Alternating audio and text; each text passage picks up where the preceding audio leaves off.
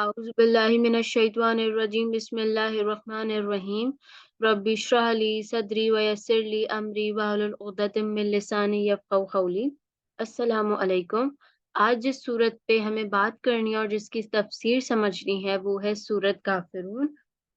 Start کرتے ہیں۔ قل يا أيها الكافرون لا أعبد ما تعبدون ولا أنتم عابدون ما أعبد ولا أنا عابد ما عبدتم ولا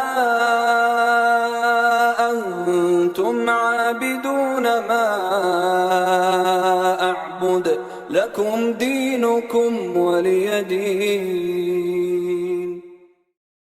اچھا، تو سب سے پہلے جو ہے وہ ہم سورت کافرون کا انٹروڈکشن سمجھ لیتے ہیں۔ یہ مکی سورہ ہے، اس کے جو ٹوٹل آیت ہیں وہ 6 ہیں، یہ 109 چیپٹر آف قرآن ہے، اور اس کا مین تھیم یا موضوع یہ ہے کہ جب آپ کی دین کی بات آ جائے یا آپ کے فیتھ کی، آپ کے ایمان کی بات آ جائے تو اس میں کسی قسم کا بھی کمپرومائز نہیں ہو سکتا، اور خدا صرف ایک ہے اور وہ ہے اللہ۔ یہ ہے اس کا مین تھیم۔ نیکسٹ آ جاتے ہیں بیک گراؤنڈ کیا تھا سورت کافرون کا۔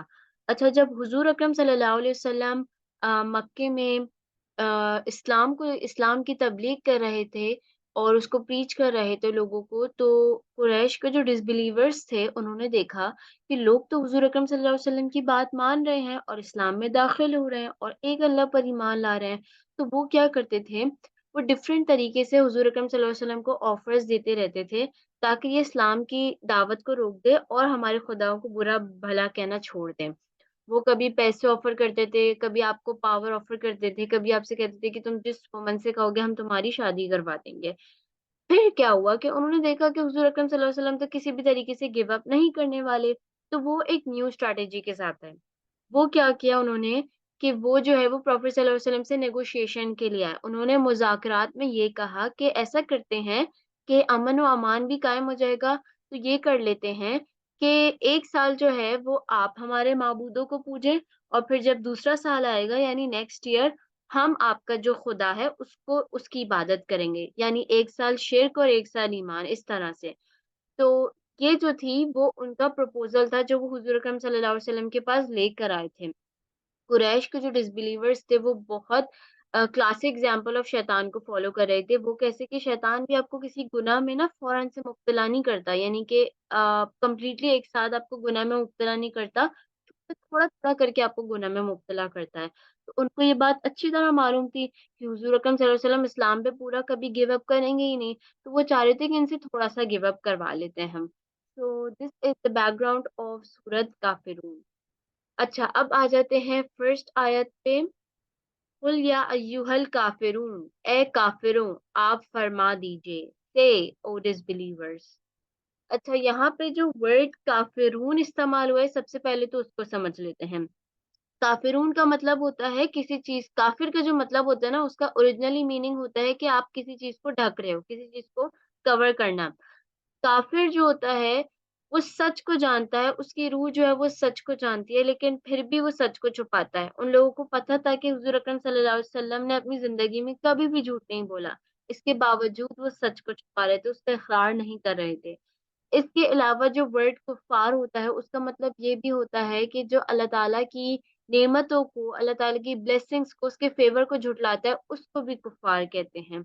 تو یہاں پہ کفار سے کافرون کا جو ورڈ یوز ہوا ہے وہ ان لوگوں کے لیے یوز ہوا ہے، یا ان لوگوں کو ایڈریس کیا گیا ہے جو کہ ریجیکٹ کرتے ہیں سچ کو، اور پروفیٹ صلی اللہ علیہ وسلم جو ایمان وہ لے کر آئے تھے، ان کی ٹیچنگز کو پروفیٹ صلی اللہ علیہ وسلم کو ریجیکٹ کیا۔ پروفیٹ صلی اللہ علیہ وسلم جو ٹیچنگز لے کر آئے تھے، اسلام کی دعوت کر رہے تھے، اس کی تبلیغ کر رہے تھے، اس ساری ٹیچنگز کو ریجیکٹ کر رہے تھے، تو ان لوگوں کو ایڈریس کیا گیا ہے بیسکلی۔ اچھا، اور آپ کو پتا ہے عربی زبان میں جو کسان ہوتا ہے نا اس کو بھی کافر کہتے ہیں، کیوں؟ کیونکہ وہ سیڈز جو ہوتی ہیں نا اس کو جو ہوتا ہے وہ مٹی سے ڈھکتا ہے، تو اس لیے عربی زبان میں کسان کے لیے بھی کافر کا ورڈ یوز ہوتا ہے۔ اچھا، جو ورڈ الکافرون ہے نا، جو ورڈ کافرون ہے وہ بیسکلی ہمارے پاس ناؤن ہے اور یہ کنسسٹنسی کو شو کر رہا ہے، یعنی کہ جو لوگ ڈس بلیونگ کے جھٹلانے کے ایکٹ میں مبتلا تھے، وہ مبتلا تھے اور ہمیشہ اس میں انگیج رہیں گے، یعنی دے آر گونا ریمین کفار. تو اس وجہ سے ان کے لیے ورڈ کافرون یوز ہوا جو کہ ناؤن ہے اور کنسسٹنسی کو شو کر رہا ہے. اچھا، یہ تو ہو گئی ورڈ کافرون پہ بات. اب آ جاتے ہیں قل. اچھا، یہاں پہ سب سے پہلے جو کل کے فرسٹ ایڈریسر ہے نا، یعنی سب سے فرسٹ مخاطب جو ورڈ کل کے ہیں یعنی کہو، وہ اللہ تعالیٰ حضور اکرم صلی اللہ علیہ وسلم کو کر رہے ہیں. اس کے بعد پروفیٹ صلی اللہ علیہ وسلم کے بعد جتنے بھی اس کے ایڈریسرز ہیں وہ ہمارے پاس ہم سارے مومن آ جاتے ہیں. ٹھیک ہے، یہ تو ورڈ ہو گیا قل. اور اب ایک اور امپورٹنٹ بات کہ یہاں پہ اللہ تعالیٰ نے ورڈ کل استعمال کیا ہی کیوں؟ یعنی اگر خالی یہ بھی تو ہو سکتا تھا نا، خالی یہ بھی ہو سکتا تھا اے کافروں، صحیح ہے، لیکن اللہ تعالیٰ نے آپ فرما دیجئے اے کافروں، یہ کیوں کہا؟ اچھا، اس کے پیچھے یہ ہے، ریزن یہ ہے کل استعمال کرنے کا یعنی کہو، تاکہ جو ہے وہ لوگوں کو یہ کلیریفائی ہو جائے جو آپ صلی اللہ علیہ وسلم کے پاس نیگوسیشن یا مذاکرات کے لیے آئے تھے، کہ آپ صلی اللہ علیہ وسلم کے ہاتھ میں کوئی کمپرومائز کرنا نہیں ہے. کیوں؟ کیونکہ اللہ تعالیٰ کا ڈیسیجن آ چکا ہے کہ ایمان کے معاملے میں، دین کے معاملے میں کوئی کمپرومائز نہیں ہو سکتا، شرک کی کوئی گنجائش ہی نہیں ہے. تو جب اللہ تعالیٰ کا ڈیسیجن آ چکا ہے تو کمپرومائز کی دیر از نو روم فار کمپرومائز. تو آپ کا حضور اکرم صلی اللہ علیہ وسلم سے مذاکرات کرنے کا کوئی فائدہ نہیں ہے، کیونکہ وہ کمپرومائز کریں گے ہی نہیں اور نہ ہی وہ کر سکتے ہیں. کیوں؟ کیونکہ اللہ تعالیٰ کا ڈیسیجن آ چکا ہے. اس وجہ سے ورڈ کہو کا استعمال ہوا ہے، یعنی کہ یہ بات مینشن ہو جائے کہ دس از دا ڈیسیجن آف اللہ سبحانہ و تعالیٰ. اچھا، اس کے علاوہ کیا ہے کہ اللہ تعالیٰ نے کل کا ورڈ استعمال کیا، یعنی کہو آپ، یا آپ کہہ دیجئے اے کافروں. یعنی اللہ تعالیٰ نے کافروں کو انڈائریکٹلی مخاطب کیا، ڈائریکٹلی مخاطب نہیں کیا. وہ یہ کہ اللہ تعالیٰ اتنے اللہ تعالیٰ نفرت کا اظہار ہے اللہ تعالیٰ کا ایک، کہ وہ جس قسم کے پروپوزل کے ساتھ آئے تھے کہ ایک آپ ہمارے ایک سال بتوں کو پوجا کریں، پھر دوسرے سال ہم اللہ تعالیٰ کو پوجیں گے. یعنی یہ کس قسم کا پروپوزل تھا؟ اللہ تعالیٰ اتنا مطلب اتنا ڈسگسٹڈ پروپوزل کے ساتھ وہ لوگ آئے تھے. تو اللہ تعالیٰ نے ان کو انڈائریکٹلی مخاطب کیا ہے، یہاں پہ ڈائریکٹلی مخاطب نہیں کیا، اس لیے ورڈ کل استعمال ہوا ہے. اچھا، اس کے بعد اگر آپ اس آیت کی ٹون پہ اگر ہم غور کریں تو یہ تھوڑا کافر تھوڑا ہارش ورڈ ہے، اور یہ کسی تائی کی ٹون نہیں ہے، یعنی پریچر کی ٹون نہیں ہے. یا ایوہ ناس ہوتا اگر یہ پریچر کی ٹون ہوتی، کوئی بات سمجھانی ہوتی، کوئی بات بتانی ہوتی، لیکن یہاں پہ یہ جو ٹون ہے وہ تھوڑی سی ہارش ہے. اور وہ اس وجہ سے ہے کہ یہ بات واضح ہو جائے کہ دعوت کا ٹائم، دعویٰ کا ٹائم جو ہے وہ اب ختم ہو چکا ہے، جتنا سمجھانا تھا آپ کو وہ ہو چکا ہے. ناؤ دا دعویٰ ٹائم از اوور ناؤ. تو یہاں پہ اس وجہ سے ہمارے پاس جو ہے وہ اس کے ٹون سے ہمیں یہ بات پتہ چل رہی ہے. ٹھیک ہے، تو یہ جو ہے یہ فرسٹ آیت ہو گئی. اب ہم نیکسٹ سیکنڈ آیت پہ آ جاتے ہیں. لا اعبدو ما تعبدون، میں ان کی عبادت نہیں کرتا جنہیں تم پوچھتے ہو. I do not worship that which you worship. اچھا، پروفیٹ صلی اللہ علیہ وسلم یہ کیوں کہہ رہے ہیں کہ میں ان کی عبادت نہیں کرتا جنہیں تم پوچھتے ہو؟ قرآن میں اگر آپ دیکھیں نا تو اللہ تعالیٰ کہتے ہیں کہ and if you ask who created the skies and the earth they would surely say Allah. یعنی اگر تم ان سے پوچھو گے کہ کس نے آسمان اور یہ پوری کائنات اور یہ دنیا بنائی ہے تو وہ کہیں گے اللہ. یعنی یہاں پہ ورڈ کریٹڈ یوز ہوا ہے، ورشپ یوز نہیں ہوا. وہ اس وجہ سے کیونکہ کافر اللہ تعالیٰ کو کریٹر تو مانتے تھے، وہ مانتے تھے کہ اس کائنات کو بنانے والا اللہ تعالیٰ ہے، لیکن وہ اللہ تعالیٰ کی عبادت نہیں کرتے تھے. اس لیے یہاں پہ ورڈ جو ہے وہ ورشپ کا استعمال ہوا ہے، کریٹر کا استعمال نہیں ہوا.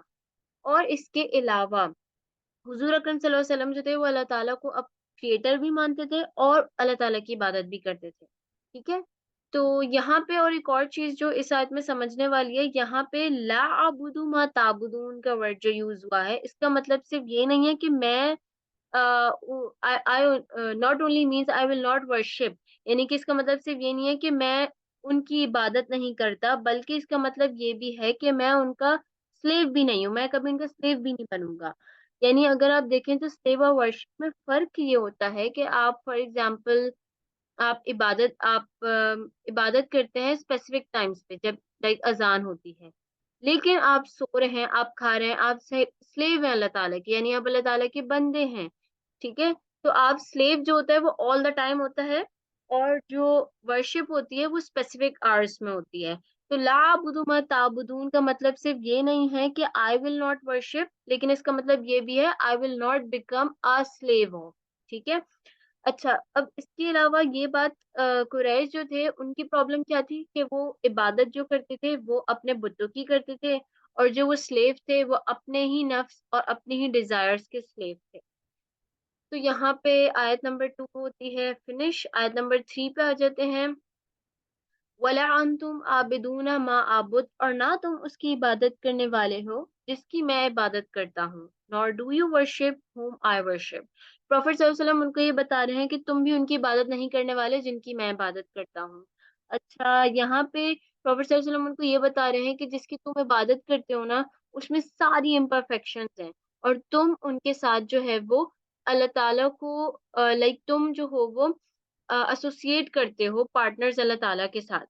لیکن اور جو تم وہ جو اپنے آئیڈلس کی اس وجہ سے عبادت کرتے تھے، وہ یہ سمجھتے تھے کہ ان کے جو بت وغیرہ ہیں وہ قیامت کے دن اللہ تعالیٰ سے ان کی بخشش کروا لیں گے، تو اس وجہ سے وہ ان کو پوچھتے تھے. لیکن حضور صلی اللہ علیہ وسلم ان کو بتا رہے ہیں کہ میں جو اللہ تعالیٰ کی بات میں میرا جو خدا ہے اور جس اللہ کی میں عبادت کرتا ہوں، وہ جو ہے وہ سارے امپرفیکشنز اس کے اندر کوئی بھی نہیں ہے، اور نہ جو ہے وہ میں اس کے ساتھ کوئی پارٹنر ایسوسیٹ کرتا ہوں.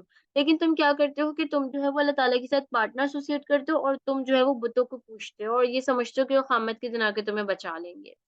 تو اور نہ تم اس آیت کا مطلب، اس آیت کا جو سمجھنے کی امپورٹنٹ چیز تھی وہ یہ تھی.